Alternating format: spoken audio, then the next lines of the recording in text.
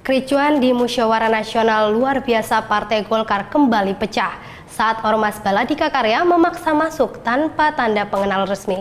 Ormas AMPG Golkar selaku Satgas Pengamanan sampai harus menggunakan kekerasan untuk mengusir anggota Ormas Baladika Karya dari arena Munaslup.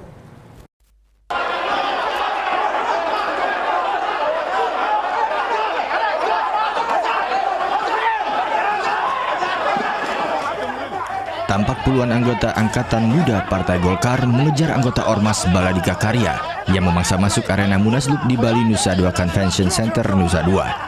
Masa AMPG yang tersulut emosinya bahkan sempat menghajar anggota Baladika Karya hingga keluar gedung BNDCC.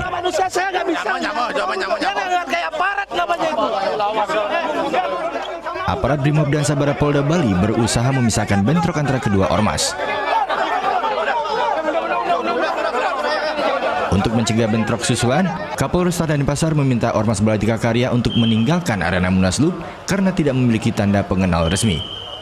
Tapi kalau kata-kata kasar diucapkan itu nggak boleh tuh ya. Artinya kita aturan, kita ngerti sekali ini kegiatan Munas, semuanya di dalam yang mengatur, kita kan hanya menjaga keamanan. Tatkala tidak aman, ya kami harus bertindak, kan demikian kan biar tidak menjadi keamanan yang lebih meluas, kan demikian. Sebelumnya pada Minggu malam, kericuan juga terjadi di dalam ruang rapat paripurna menjelang rapat pandangan umum. Seorang kader Golkar asal Maluku Tenggara diusir keluar karena berteriak-teriak saat pimpinan sidang akan membuka rapat.